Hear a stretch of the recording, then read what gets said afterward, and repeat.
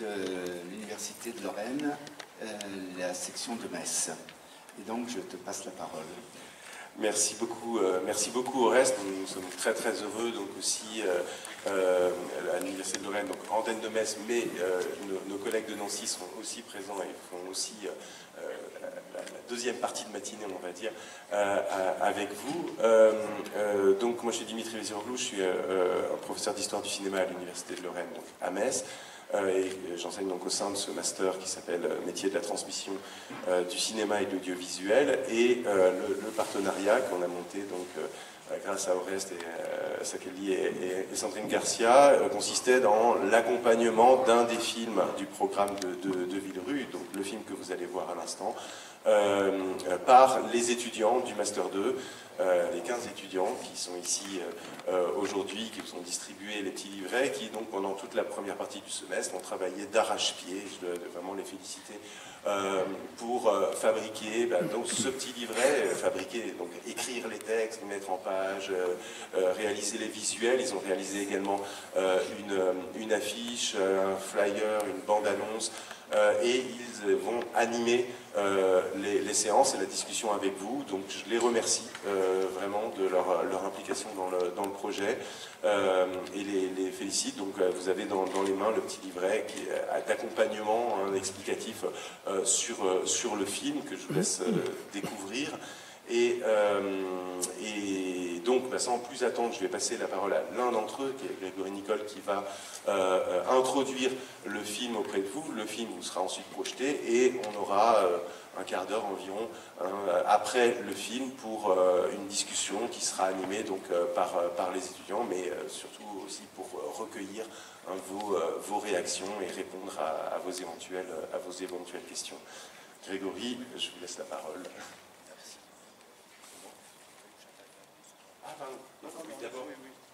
Attendez, je vais intervenir un tout petit peu avant, comme ça je ne vais pas couper le propos, vous pourrez enchaîner ensuite, après tes propos, directement sur le film. Donc moi je m'appelle Jean-Louis Sonzoni, donc je fais partie du festival depuis 1976, la première année. J'avais 13 ans, j'allais chercher les trombones à droite et à gauche et tout ça. Donc c'est pour vous dire que je suis très content qu'il y ait autant de monde pour cette projection. D'autant plus que ma carrière, le fait d'avoir fait le festival, ça m'a permis de devenir cinéaste, directeur de la photographie, réalisateur, producteur. Et aussi, j'ai la chance d'enseigner à l'Institut européen du cinéma à Nancy. Donc il y a Aurore ici, la directrice. Il y a une classe qui est en projet, qui est là-bas. Ils sont en train de... Donc ils sont 12 étudiants qui ont participé aussi à cette matinée. C'est-à-dire qu'en fait, on a chaque année, comme l'an dernier, on avait fait un hommage à Mastroianni. Cette année, ils ont réalisé 3 courts-métrages que vous aurez l'occasion de voir à la fin des discussions, quand vous projettera. Donc c'est des 3 courts-métrages en hommage à Marco Bellocchio. Donc ça leur a permis déjà de connaître un réalisateur, d'apprendre beaucoup de choses sur le cinéma italien. Ils sont en M1, donc c'est la première année de master. Ils ont dû découvrir... donc j'étais un petit peu dur avec eux dans le sens où il a fallu qu'ils tournent des films. Je leur avais imposé qu'il y ait au moins 50% de leurs films qui soient tournés avec des images qu'ils auront tournées eux-mêmes. L'utilisation d'archives. Donc ils ont été obligés de regarder les films de Bellocchio, ils ont été obligés de choisir les archives et de trouver chaque groupe, donc il y avait 3 groupes de 4 personnes, d'essayer de trouver un moyen de rendre hommage le mieux possible à Bellocchio. Ce qu'ils ont fait. Donc on aura 3 films complètement différents. Et donc voilà. Et donc c'était une première approche pour eux de faire, c'était un atelier, de faire un film de A à Z, en passant par toute la technique, la recherche, etc. Donc vous aurez ça à la fin. Et donc c'est la classe M1 qui s'appelle Projet culturel et audiovisuel. C'est une nouvelle appellation. Il rigole parce qu'à chaque fois j'ai du mal à m'en rappeler. Voilà. Donc je te passe la parole maintenant, et puis bonne projection. Alors bonjour à toutes et à tous, je m'appelle Grégory. Déjà merci d'être venu ici à Villerue, parce que de ce que j'ai compris, il y en a qui sont venus jusqu'à Nancy, donc c'est quand même pas mal de route, donc il est quand même assez tôt. Donc merci. Je suis étudiant en Master 2, métier du cinéma et de l'audiovisuel à Metz, et je suis ici pour vous présenter notre projet de valorisation du film Le Terroriste, Il Terrorista en italien. Et du projet de valorisation qu'on a mis en place avec l'aide de notre enseignant, M. Véziroglou.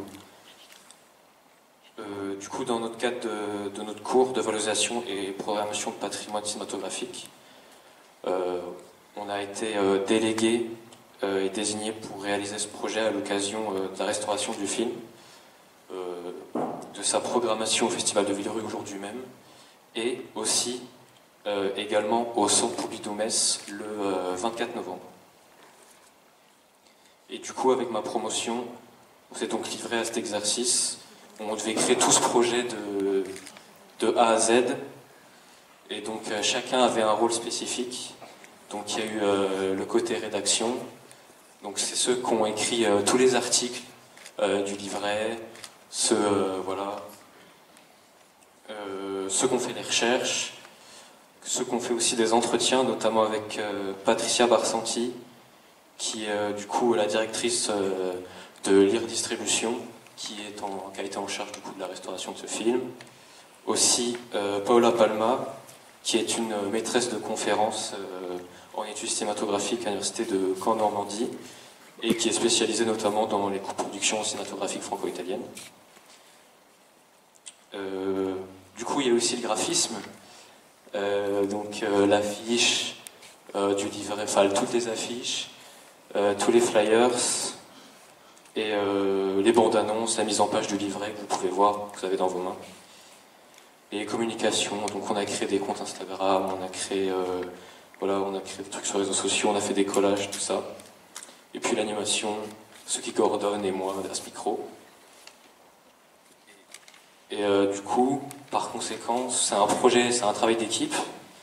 Donc ça n'aurait pas pu aboutir sans tous mes collègues, sans tous mes camarades.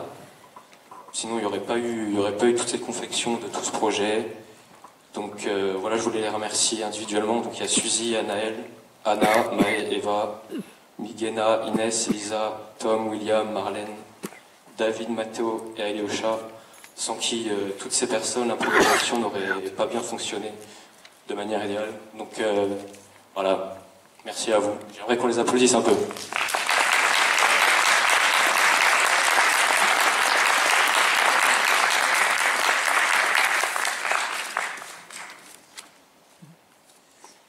Bon, parlons du film, du coup, parce qu'on est là pour ça, voir des films. Donc, le film qu'on va voir s'appelle Le Terroriste, Il Terrorista, donc en italien. C'est un film sorti en 1963 de Gianfranco De Bosio, réalisateur italien. C'est donc je dis pas bêtise, son premier film. Et en casting, il y a Gian Maria Volonté, qui, vous le verrez dans le film, joue l'ingénieur, c'est le personnage principal. Et aussi Anouk Aimée, qui joue la femme de l'ingénieur, qui n'a pas un rôle hyper important dans le film, mais je voulais le souligner parce que c'est une actrice française, pour dire que ce film, comme beaucoup d'autres films à cette période, est une coproduction franco-italienne. Du coup, pour le contexte historique, ça se déroule en décembre 1943, une période très sensible parce que c'est fin de la guerre, c'est limite presque une guerre civile en Italie, parce que les Alliés ont déjà repris l'Italie par le sud, donc ce qui a fait que l'occupation nazie, tout ça a dû remonter vers le haut, donc vers le nord de l'Italie. Et ils se sont alliés avec le régime fasciste de l'époque. Donc c'est un pays assez morcelé, parce que deux régimes différents, donc deux visions. Et ce film, par la fois, c'est très précis, très circonscrit. Donc ça se déroule vraiment en décembre, ça se déroule que sur quelques jours. Mais en même temps, à la fois, ça délivre un message universel, parce que ça parle de cette tension qu'il y avait dans cette ville, et tous les enjeux moraux et politiques qui en découlent, notamment même avec la résistance, j'en parlerai après, qui a différents mouvements. Et voilà. Et du coup, donc le film, il se passe à Venise, parce que d'ailleurs c'est le thème du festival. Et ce qui est intéressant, c'est dans ce film, ça prend un peu le contre-pied de l'image de Venise qu'a Venise en général dans l'imaginaire collectif, c'est-à-dire voilà, un peu très touristique, c'est riche, voilà. Alors que ici, déjà, on voit un Venise en hiver, vu que c'est en décembre, donc plutôt froid, gris. Donc on le verra aussi marqué par déjà le noir et blanc aussi. Ouais, un peu anti-cliché touristique. On montre les quartiers populaires. Et ce qui est intéressant aussi, c'est que du coup, la ville de Venise, c'est pas juste un prétexte, juste on la met comme ça. C'est un vrai enjeu dans la narration du film. Parce que historiquement, voilà, c'est là que c'est passé pas mal de choses au niveau de la résistance à l'époque. Mais aussi, on verra dans le film que la topographie de la ville joue beaucoup. Donc on verra des scènes de poursuite, tout ça. Donc les lieux, les petites ruelles, les canaux, les bateaux, tout ça ont une importance très particulière. Donc voilà, la connaissance ou non de ces trajets peut t'avantager ou te désavantager. Donc voilà, c'est pratiquement un personnage à part entière. Et voilà. Donc, et d'ailleurs, le réalisateur, Gianfranco De Bosio, vient de Vérone, donc en Vénétie, donc c'est la région où est Venise. Et il était lui-même résistant à cette époque. Il a fréquenté, donc voilà, il a participé activement à ces actions. Donc il avait les connaissances du lieu et voilà, de l'affection pour ce lieu. Pour le film, je voudrais vous demander de faire attention à plusieurs choses quand vous allez regarder, notamment la structure temporelle. Donc, c'est-à-dire que vous verrez que le film a plusieurs rythmes. Donc, avec des moments, on va dire, de concentration où les choses se passent assez vite, un moment où il y a l'action, voilà, c'est là où les missions, on va dire, se passent, les missions de sabotage. Et en même temps des moments de dilatation où le temps semble ralenti, avec une très grosse tension en attendant, on va dire, le dénouement, mais aussi avec, parce que il y a beaucoup de parlotte, entre guillemets, de moments, on va dire, diplomatiques. Il faudra faire attention à ça. Je voulais aussi parler de la qualité photographique. C'est un film en noir et blanc, c'est un choix esthétique. Mais ça donne vraiment un ton au film, comme j'avais dit, un peu froid, hivernal. Et aussi parce que ça a été aidé par la restauration, du coup, qui a été fait à partir du négatif original du film, qu'ils avaient retrouvé in extremis. Et du coup, ils ont pu le faire en très bonne qualité, donc en 4K, si je dis pas de bêtises. Donc c'est bonne qualité. Du coup, je voulais parler aussi de la présence et de la qualité du jeu d'acteur de Gian Maria Volonté, car c'est son premier grand rôle au cinéma, parce que lui, à la base, il vient du théâtre, donc il a un jeu assez théâtral, mais c'est quelqu'un qui accorde beaucoup d'importance à ses rôles, car on pourrait dire qu'il y a une méthode assez transformiste qui veut vraiment s'immiscer dans son personnage, être ses personnages. Et donc dans plein de films, il a pu jouer aussi des ouvriers. Là, il joue on va dire un saboteur, un terroriste entre guillemets. Et à chaque fois, il essaye de se mettre vraiment dans la peau de ce personnage. C'est très intéressant.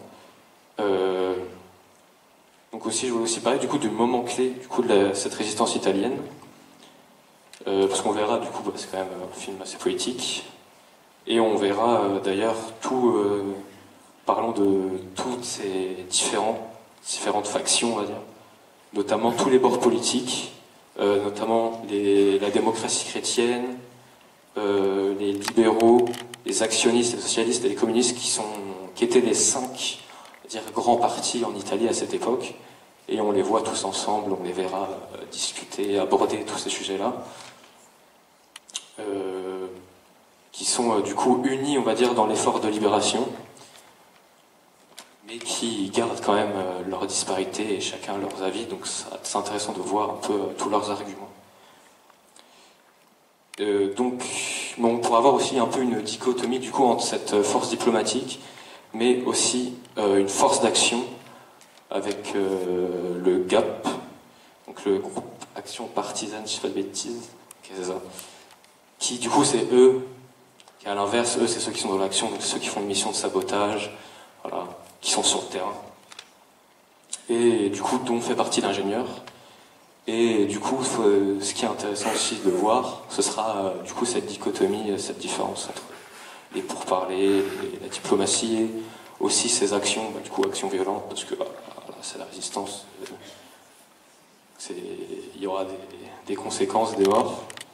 Et donc, ce sera très intéressant de voir cette dichotomie. Voilà, donc je pense avoir un peu tout dit. Ouais. Oui, juste. Voilà, c'est un film. Je sais pas si vous avez l'habitude de voir des films italiens.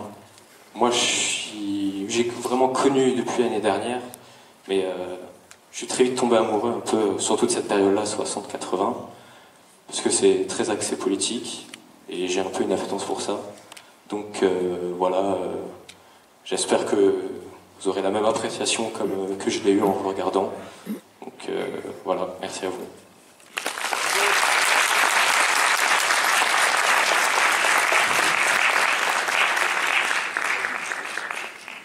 Oui, juste après le film, du coup, il y aura un petit temps d'échange. Donc voilà, n'hésitez pas à venir nous voir. Enfin, de toute façon, je serai devant, de toute façon, je vais devoir parler. N'hésitez pas à avoir des avis dessus, à réagir, dire ce que vous avez aimé, pas aimé, voilà. C'est toujours très intéressant d'en parler. Et juste aussi, oui, pour les livrets, du coup, on m'a dit que vous pourrez en récupérer à la fin, voilà, pour plus de contexte. Merci. La boîte.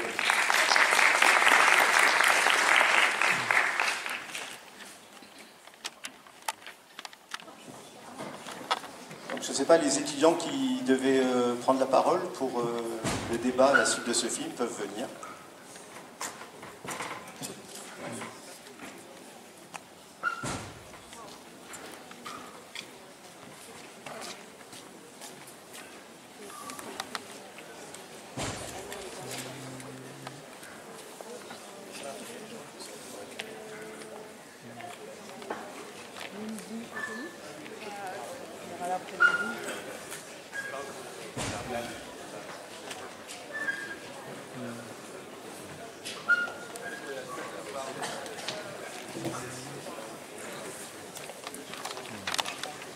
Et à ce moment-là, il faut trouver des solutions pour pouvoir restaurer au mieux. Donc, par exemple, moi j'ai fait l'image sur un film qui était la restauration du Voyage sur la Lune de Méliès. C'était une copie qui avait été retrouvée à Barcelone, une copie qui commençait à tourner vinaigre, ce qu'on appelle, c'est-à-dire qu'en fait elle commençait à se désagréger. Et la copie, elle a pu être restaurée grâce à quelqu'un qui, pendant des semaines et des semaines, dans sa cave, a fait des photos au tout début des appareils Coolpix, enfin des premiers appareils numériques à 3 millions de pixels. Il a refait chaque photogramme, donc il a passé des milliers et des milliers de photos, et grâce à ça, on a pu restaurer le film, le Voyage sur la Lune de Méliès en couleur, qui était la seule copie qui existait. Donc voilà. Donc ça, c'était juste une petite intro pour dire que voilà, le patrimoine, c'est important dans le cinéma.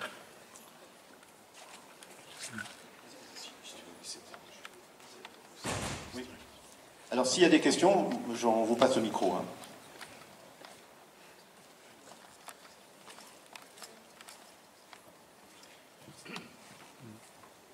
Des choses à dire sur le contenu du film. Peut-être que vous pouvez peut-être éventuellement évoquer des thèses ou des choses qui vos impressions en l'ayant vu en grand, par exemple, maintenant. Oui, nous, la classe de M2MTCA, d'abord, on l'a vu pour la première fois en classe, donc dans des conditions, on va dire, moins optimales. Parce que une salle de classe, là, c'est un grand écran, c'est beaucoup mieux. On peut vraiment voir à fond, je veux dire, le travail sur l'image.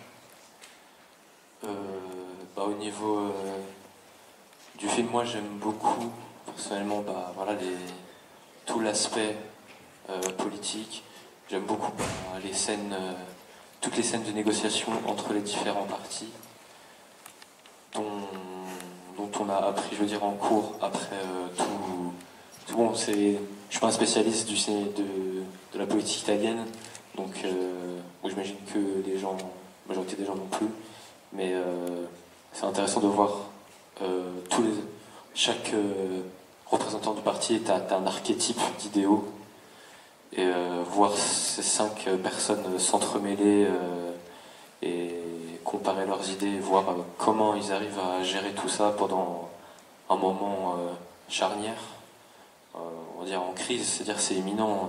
Dans le film, ils doivent faire vite, ils doivent agir vite. On peut le voir même à la fin du film où c'est très speed parce que voilà, ils sont poursuivis, ils doivent agir promptement. Donc ça, je trouve intéressant de voir ça. Et voilà. Pour prolonger ce que vient de dire Grégory, je dis que voilà, je précise que effectivement au premier cours du semestre, le choix que j'avais fait, c'était pour vous faire entrer un peu dans la fabrique de ce projet pédagogique, de leur balancer le film comme ça, en fait, sans aucune explication. Averti sur rien. C'était un choix, c'était l'express, c'était bon, peut-être avec le recul vous voyez que ça peut être un peu dur. Et effectivement, je leur ai demandé ensuite, bon bah allez-y quoi, dites-moi ce qui vous a. Et avant que de parler du choc esthétique aussi, j'espère qu'on va en parler. Leur première réaction a été quand même, et très justement, et je m'y attendais quand même un peu, c'est-à-dire c'était dur à suivre quand même sur le plan des discussions politiques. Donc je savais ce que je faisais, enfin je veux dire dans le sens où j'avais fait exprès pour pas qu'ils se laissent parasiter par justement tous les enjeux politiques, etc., mais qu'ils reçoivent le film d'abord en tant que film, y compris sur le plan formel. Mais effectivement, la première réaction, ça a été ah ouais, mais de quoi est-il question? Enfin, quels sont justement ces personnages, ces partis, les 5 partis qui vont de la droite à la gauche de l'échiquier politique, puisqu'on a la démocratie chrétienne, les libéraux, donc plutôt pour la droite, le centre-droit, le Parti d'Action, qui était un parti qui a disparu relativement vite après la guerre, un parti républicain, laïque, non marxiste, et puis les socialistes et les communistes. Et en fait, voilà, on voit effectivement cette discussion qui, à 2 reprises, qui est quand même assez sinueuse, dure à suivre quand on ne connaît pas le contexte. Donc ensuite, on y a travaillé effectivement sur ce contexte et sur l'identité de ces partis et de ces idéologies, mais peut-être que vous-même, en fait, vous avez été, je ne dis pas perdu, mais parfois vous avez du mal à suivre sur cette question de voilà, les enjeux politiques de la résistance, dont vous avez bien compris, je pense aussi, que c'est des enjeux pour l'après-guerre. Hein. Ils en parlent tout le temps d'ailleurs, hein, de ce après, quand ça va finir, puisque ça va finir.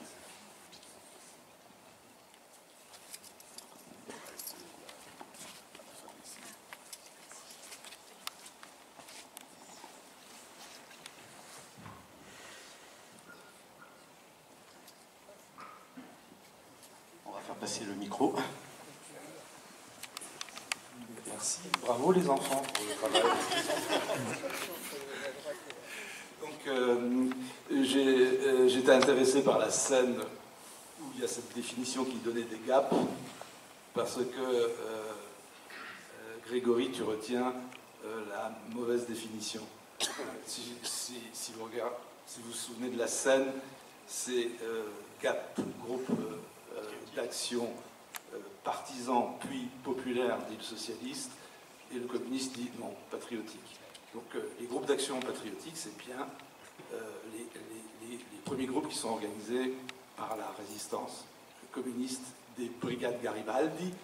Elle se veut vraiment libération nationale, hein. Donc là c'est la position des partis communistes de l'époque, double solidarité nationale et l'internationalisme prolétarien. Mais la dimension nationale est privilégiée. Et donc, Grégory, tu retiens groupe d'action partisans. Je dis parce que les groupes d'action partisans, ce sont des groupes d'extrême gauche qui sont mis en place dans les années 60. Enfin, alors, c'est ridicule, hein, c'est la folie gauchiste des années 60. Non, c'est pas si ridicule que ça, parce que, évidemment, dans l'Italie des années 70, la fin des années 60, il y a précisément ce qu'on appelle le terrorisme. Donc, c'est quand même C'est une question qui nous est posée aujourd'hui, d'actualité. Qu'est-ce qu'un partisan? Qu'est-ce qu'un terroriste? Est-ce que, enfin, je ne sais pas, hein, posons les pieds dans le plat. Est-ce que le Hamas, c'est un groupe terroriste ou un groupe partisan? Bon, alors, donc c'est Feltrinel, l'éditeur, le célèbre éditeur qui lance la maison d'édition Feltrinel, qui met en place les groupes d'action partisans sur la base de la référence et du clin d'œil au groupe d'action patriotique. Et là, c'est un film de 63 qui parle de 63, plus peut-être que de 43. Parce que c'est pas qu'il y a une nouvelle génération de cinéastes qui arrive et qui commence à être critique à la fois par rapport peut-être, sans s'en rendre compte, au néoréalisme italien qui valorise le sacrifice dans la résistance et qui là commence à construire un discours sur il y a quelque chose qui s'est oublié ou perdu de l'idéal de la résistance dans le passage de la guerre à l'après-guerre. Il y a un film de la même époque qui est exactement de la même idée qu'il y a une amnésie politique, on a oublié la résistance, etc.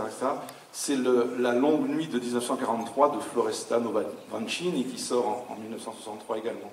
Et donc en fait, dans la salle, il y a des jeunes gens à l'époque qui n'ont pas fait la résistance, qui n'ont pas fait la guerre, qui arrivent à maturité politique à ce moment-là. Donc les années 60 commencent, et la contestation des années 60 commence au milieu des années 60. Et ce type de produit va beaucoup nourrir l'idéologie de l'extrême gauche qui se met en place. Et en ce sens-là, c'est intéressant parce qu'il y a une augmentation de la consommation culturelle avec des films qui parlent de l'histoire, qui informent les spectateurs, et cette consommation culturelle va alimenter une action politique, notamment une action politique très critique par rapport au Parti communiste de l'époque.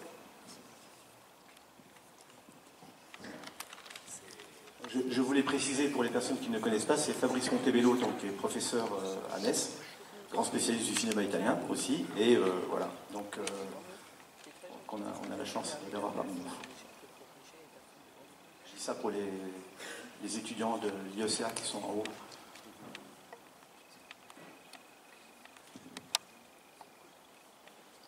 Bah, moi, personnellement, je suis plutôt d'accord, parce que personnellement, ma scène préférée, bah, moi, c'était le moment où il est avec sa femme dans le lit. Enfin non, pas pour ça, mais je veux dire plus pour le message, du coup, parce que je trouve que cette scène-là représente à elle seule tout le message du film. Parce que tout le long du film, on voit un ingénieur, personnage très pragmatique, très rationnel dans ses actions, limite, pas dire sans sentiment, mais qui priorise vraiment ses actions avant toute chose. Et là, on le voit un peu dans un moment plus conjugal, où il se livre, et c'est là qu'il délivre toutes ses pensées, toutes ses peurs, notamment, comme vous l'avez dit, un peu il parle du futur, il parle au spectateur de l'époque et même à nous maintenant, parce que lui, il est dans un contexte de guerre, contexte de crise, mais nous, on est dans un contexte beaucoup plus calme, de paix, heureusement quand même. Et sa peur, c'était de se dire, mais voilà, ces moments-là, c'est peut-être bien, mais est-ce que c'est le piège, ce serait qu'on se ramollisse, entre guillemets, et qu'on en oublie déjà le passé, ceux qui sont battus pour ça, leurs convictions et leur hargne, et tout ce qui a fait que ces gens-là ont lutté, et qui, peut-être maintenant, dans notre société, où on n'a plus besoin forcément de faire toutes ces choses-là, on en perd ses principes, et voilà notre hargne, je dirais.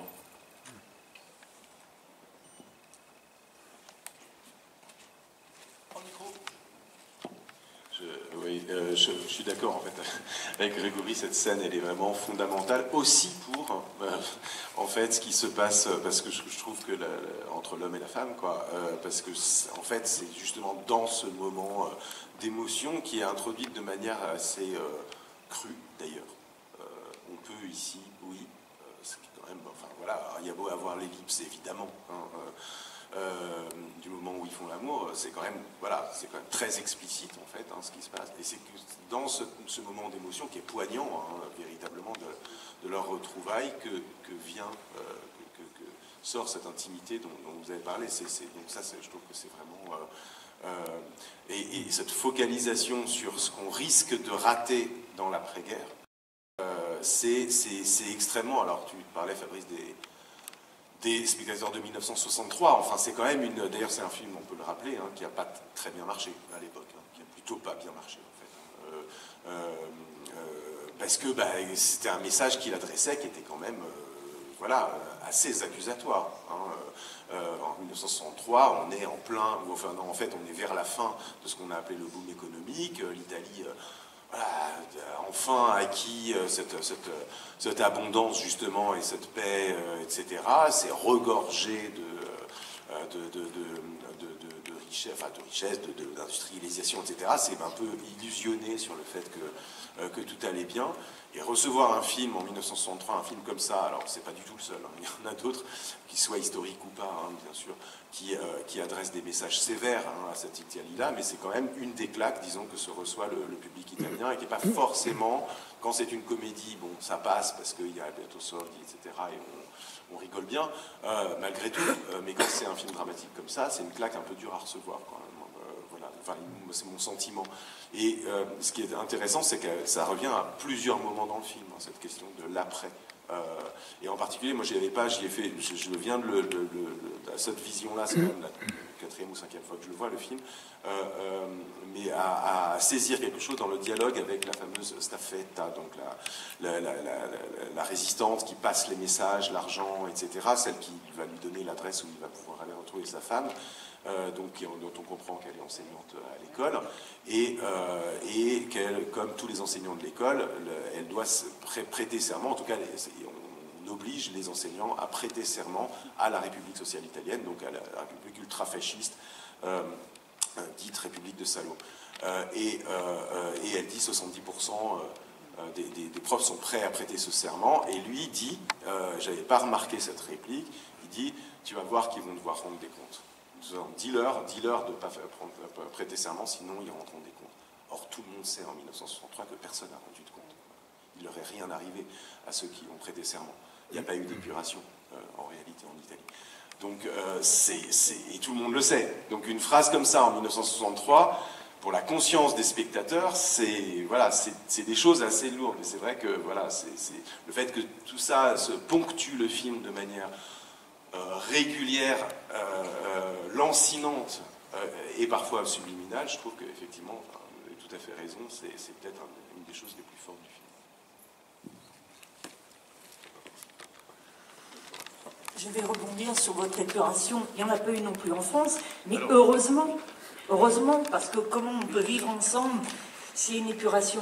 À part ça, je trouve que c'est d'actualité, et moi, je ne trouve pas qu'on soit si rompé que ça. Je pense que vous l'avez choisi très volontairement, le film. Bon, en France, il y a quand même eu des épurations. Il y a eu quand même ici, par exemple, à Villerue, on a eu des séquences. On est en train de retrouver des images comme ça de personnes, notamment de femmes qui ont été tondues après la guerre, de manière éhontée, parce qu'elles avaient eu une histoire d'amour avec un soldat allemand ou des choses comme ça. Mais il y a eu... Après, il y a eu... il y a eu des tribunaux d'épuration en France. Il y a eu des tribunaux d'épuration par rapport à l'Italie. Qui n'ont pas fonctionné forcément de la manière dont ils auraient dû fonctionner. Il y a plein de gens qui sont passés à travers les gouttes, évidemment, etc. Mais ça n'a rien de comparable avec ce qui s'est passé en Italie. Par exemple, par exemple, des gens ici dans le coin, Ferdinand Porsche, les gens qui roulent en Porsche, il faut que vous sachiez que Ferdinand Porsche, il s'occupait de la mine de Thiel qui était juste à côté, qui construit des V1. C'était sa société qui était en charge de faire ça, et j'ai retrouvé des documents où il demandait 2500 têtes, c'est-à-dire 2500 hommes, pour aller travailler dans la mine de Thiel à Himmler. Et cette personne, Ferdinand Porsche, après la guerre, qu'est-ce qu'il a fait? Oui. Il a monté sa société, il a été totalement ce qu'on appelait dénazifié. Oui, mais ça... Il n'y a eu que ça. Hein. Si on va chercher du côté de l'Allemagne, oui, évidemment, hein, Hugo Boss faisait les costumes. Les uniformes des SS aussi, donc oui, bien sûr. Mais pour revenir juste sur le choix du film, alors ça tombe pas par hasard, mais de fait, c'était par hasard, puisque c'est la discussion avec Oreste, Sakeli qui est là. Il m'annonce le thème, Venise. Moi, je venais quasiment de découvrir, quelques mois auparavant, de découvrir ce film qui m'avait quand même vraiment marqué. Et donc, il m'a dit Venise, j'ai dit Il Terrorista. Mais en fait, sans y penser, parce que, voilà, il y a aussi, et on pourrait peut-être en parler, hein, je vois que Sucy est là, qui a écrit le texte sur Venise dans le livret. Voilà, ça m'avait marqué ce film pour plein de raisons, évidemment, toutes celles qu'on vient de dire, mais aussi à cause de la figuration de Venise, qui est quelque chose que je trouve de tout à fait presque unique, en fait, je trouve, dans l'histoire du cinéma. Je ne sais pas si là-dessus... Alors, Oreste Sakeli, qu'on a cité, c'est la personne qui est ici, qui s'occupe depuis 1979 de choisir les films avec une équipe. Donc c'est le directeur artistique. Donc voilà, donc je voulais vous le dire que là, maintenant, il est là parmi nous, donc voilà. Alors il dit qu'il est incognito, mais moi je voulais le signaler.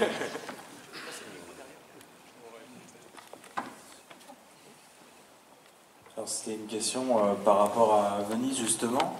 On a une représentation, je trouve, qui est un peu spéciale par rapport à comment on peut l'imaginer, justement très touristique. Là, j'ai trouvé que les rues étaient assez vides. La plupart du temps, les personnages, même dans la poursuite, on n'a que 2 personnages, on n'a vraiment pas cette impression de foule, comme s'il n'y avait personne dans la ville. Je voulais savoir si justement on pouvait rebondir sur ça, si c'était vraiment voulu du réalisateur pour qu'on voit bien les scènes de poursuite, ou bien si c'est par rapport au contexte historique que les rues étaient vides comme ça. Je trouvais ça assez intéressant. Bah oui, il y a du contexte historique là-dedans. Je veux dire, c'est un moment de guerre, il y a des couvre-feux. C'est pas la fête, quoi. Les gens sortent pas comme ça, de manière comme si on va marcher tranquille. Je veux dire, il y a quand même... ils sont sous occupation. Donc oui, ça joue sur l'ambiance de la ville en général. Mais bon, après, c'est pas qu'à Venise, je veux dire, généralement c'est partout, j'imagine. Et oui, c'est vrai, moi je trouvais ça intéressant de voir un peu toutes les courses-poursuites, tout ça dans le film, parce que j'ai jamais visité Venise, mais ça a l'air d'être une ville assez labyrinthique. À ce que je vois, avec toutes ces petites ruelles, tous ces petits canaux, tout ça, c'est pas non plus, je pense, la ville la plus pédestre, la plus accessible. Et ça peut être, j'imagine, en temps de guerre, un atout stratégique à prendre en compte, notamment la connaissance. Je veux dire, si tu as les connaissances de toutes les petites ruelles, tout ça, ça peut porter à ton avantage. Ou alors, si tu ne connais pas, à ton inconvénient, comme on a pu le voir, que ce soit avec le résistant ou, je veux dire, le militaire fasciste, qui tous les deux regardaient partout. Il y en a qui regardent à gauche et disent je vais aller à gauche, mais en fait c'est un cul-de-sac, du coup ils rebroussent chemin, tout ça, et finalement ils se retrouvent nez à nez. C'est pas anodin, et oui, je trouve intéressant qu'ils ont vraiment, je veux dire, de Bosio a vraiment utilisé, il connaissait quand même la ville, donc il a utilisé, j'imagine, tous les atouts, il connaissait la topographie de cette ville, pour en tirer parti, en tirer profit, et créer de la tension, créer du suspense, et voilà. Donc au niveau de la forme aussi, au niveau de la forme, tu pourras donner le micro s'il te plaît à Bernard, tu peux venir. Au niveau de la forme, en fait ça donne aussi un effet de huis clos, dans le sens où à un moment donné on est centré que sur les personnages. Donc le fait d'estomper les autres personnages autour, ça fait qu'on concentre sur eux, et ça devient un effet de huis clos. Et il y a un peu ça dans un film qui s'appelle L'Armée des Ombres, qui a été fait à l'époque sur le thème de la résistance aussi, où justement ça donne le côté secret. Le côté, il faut qu'il y ait personne. Et puis les seules personnes qu'on va voir, sans doute, qui vont intervenir de l'extérieur, c'est souvent les traîtres. Les gens qu'on va dire, tiens, eux, ils ont été à l'écoute, ils ont entendu des choses, et c'est peut-être eux qui vont ensuite, par la suite, témoigner, trahir le réseau. Oui, je voudrais répondre partiellement à la question qui a été posée. Alors évidemment, le tourisme à cette époque, à Venise, il n'y en avait pas. Alors pour préciser, parce que Fabrice, tout à l'heure, tu as parlé de l'hiver 43. Alors bon, c'est vrai que l'hiver démarre au mois de décembre. Mais si on rapproche le film des faits historiques, la République de Salo s'est installée en septembre 1943 à Salo sur le lac de Garde, et c'est à partir de là que la résistance vénitienne s'est mise en place. Et donc pour moi, le film se situe plus au début de l'année 1944, pour être plus précis sur la période. Et donc c'est vrai que la commande NATO était installée à Venise, et puis les gens allaient sans doute faire leurs courses, mais bon, ils évitaient sans doute de rester trop longtemps dans les rues. Et je voudrais juste ajouter une précision à propos du réalisateur, peut-être que ça a été fait au début, je ne sais pas. Gianfranco de Bosio est surtout un homme de théâtre, il a réalisé que 3 films, c'est son premier, et il est, j'allais dire, un peu autobiographique, parce que Gianfranco de Bosio a participé au comité de libération nationale de Padoue, donc tout proche de Venise. Et au Gap. Ça a été un combattant pendant la guerre. Et il faut quand même aussi préciser, ce qui n'est pas forcément évident quand on s'intéresse aux discussions politiques qu'il y a dans le film, qu'il était démocrate chrétien. Ouais. Alors qu'on aurait plutôt tendance à l'imaginer soit actionniste, soit socialiste. En fait, il est démocrate chrétien, donc c'est quand même assez intéressant. Mais probablement un démocrate chrétien critique. Voilà. Sur l'absence de Venise n'était pas touristique à l'époque, moi je suis pas tout à fait d'accord, il n'était pas touristique peut-être pendant la guerre, mais il y avait un tourisme vénitien qui était un tourisme souvent déjà estival. Bien sûr pas à cette période-là, mais le festival de Venise qui est créé en 1932 est installé en septembre parce qu'il s'agit de prolonger la station touristique, la saison touristique, etc. Enfin, donc c'est vrai qu'il y a quand même un contraste avec une certaine Venise que déjà à l'époque on connaît. Et l'autre chose que vous avez dit, donc il y avait Venise, et puis je voulais dire que la personne qui a parlé par rapport à la précision historique, c'est Bernard Reiss, donc qui est le délégué, qui fait partie du festival depuis 1979, et qui choisit les films, et surtout c'est lui qui a rempli 1500 fiches que vous pouvez avoir sur notre site, sur tous les films qui ont été passés au festival. Oui, c'était sur la période, le moment. C'est très juste ce que vous avez dit sur le fait que c'est peut-être plutôt début 44. En fait, la fin du film est début 44. Parce que si on écoute bien ce qui se dit, il y a un moment où il y a une ellipse de 2 semaines. Puisque quand ils se retrouvent, les chefs du CLN, ils disent ça fait 2 semaines qu'ils se cachent à l'hôpital. Donc ça fait 2 semaines qu'il se cache à l'hôpital. Entre-temps, il y en a un qui dit à l'autre, son ami qui dit à l'ingénieur qu'est-ce que tu as fait à Noël. Donc on voit que Noël est passé. Mais ça veut dire que le début du film était avant. Donc je pense que c'est étalé en fait entre un moment qui doit être fin décembre, après Noël, donc fin décembre 43, et 2 semaines plus tard, 44, avec une ellipse entre ces 2 moments. Voilà, pour être précis. Donc là maintenant on va être obligé d'interrompre le débat parce qu'on va faire la projection des films donc, de l'Institut européen du cinéma de Nancy, donc qui dépend aussi de l'Université de Lorraine. Donc Aurore, sa directrice, est là. Je ne sais pas si tu veux dire un petit mot. Et pour présenter, et je demanderai aux étudiants de venir devant la scène pour comme ça on va voir les 12 étudiants qui ont fait une chanson.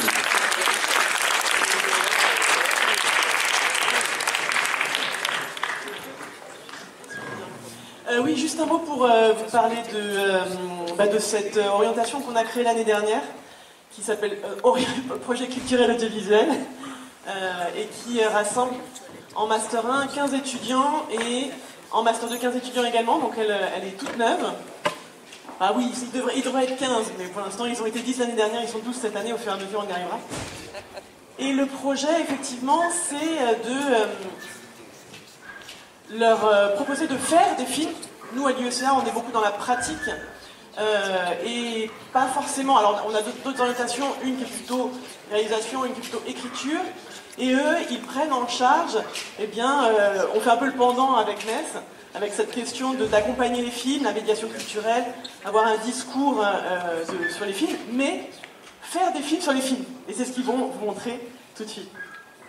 Parce qu'il y a un aspect qu'ils vont aborder, c'est tout ce qui est médiation culturelle aussi. C'est-à-dire pouvoir faire des films, pour parler des films, comme le disait Aurore.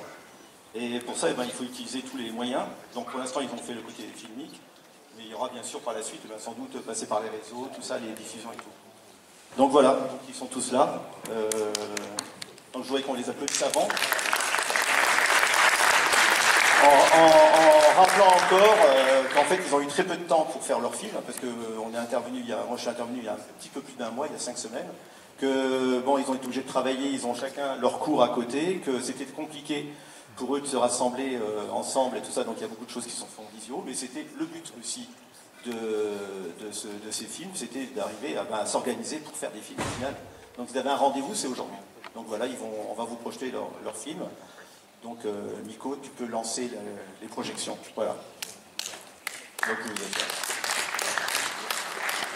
enfin, retrouver. J'avais pas pris conscience, depuis toutes ces années de festival, de l'ampleur du travail de ce réalisateur qui est là depuis des années. Ça fait pratiquement 60 ans de carrière. Encore maintenant, à plus de 80 ans, il tourne toujours. Il est en train de préparer un nouveau tournage. On aura la chance d'avoir son fils qui va venir au festival. Demain, voilà. Demain soir. Donc, et on s'est aperçu justement avec Bernard, on s'est rappelé qu'en 99, Marco Bellocchio était venu présenter un film au Festival des films italiens. Donc voilà. On a retrouvé des photos justement dernièrement. Donc je voulais savoir si des fois vous aviez des réactions, donc aux personnes qui, en dehors de l'IESA, ou alors si vous avez des impressions, vous pouvez les dire. Voilà. Donc le micro est ouvert pour 5-10 minutes de débat.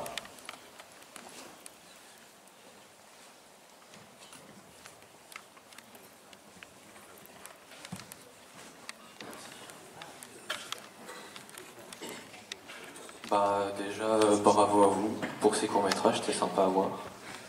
Moi, j'ai bien aimé beaucoup un peu dans tous les personnages un peu de tous ces courts-métrages. Ils s'identifient beaucoup aux personnages des films qu'ils voient.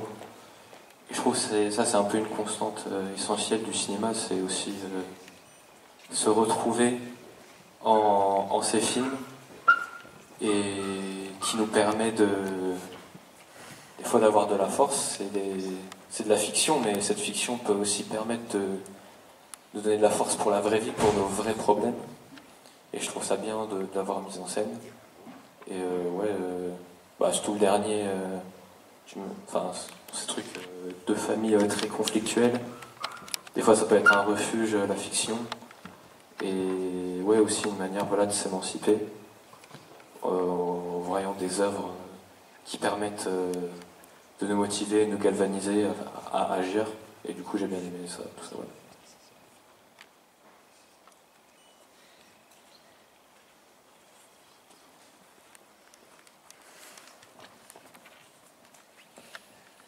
Bien, je ne peux que me féliciter de cette organisation, puisque c'est un phénomène. Enfin, ce type de matinée, on l'a lancé il y a quelques années à partir de l'Institut italien de l'Université de Nancy 2 à l'époque. Bon, ça prend une certaine ampleur et j'en suis tout à fait satisfait et content. Je crois qu'on va poursuivre ce travail avec les universités. Alors, l'Université de Luxembourg, j'aimerais qu'on puisse avancer encore avec la section d'italien, avec la section, qui est très présente aussi. Et donc, à vous retrouver, il reste encore une fin de festival dense, intense. Alors, le fils de Marco qui vient, c'est aussi son producteur et son comédien. Donc voilà, à bientôt, vous revoir. Merci d'être là ce matin. Le festival continue cet après-midi avec de très beaux films. Bon appétit. Qu'est-ce que ça vous a fait de voir votre film sur grand écran avant de partir ?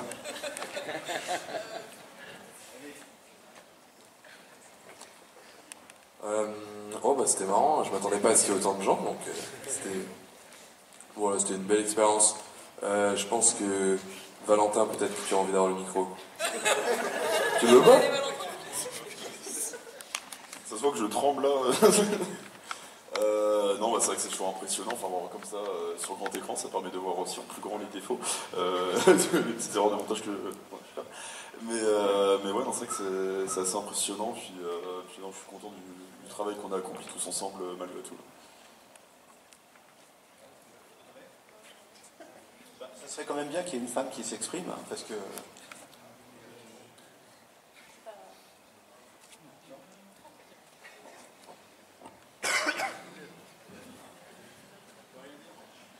Bon bah voilà, je vous remercie tous, donc bon appétit, et merci d'avoir été si nombreux pour cette première cinématographique, j'espère qu'il y en aura d'autres.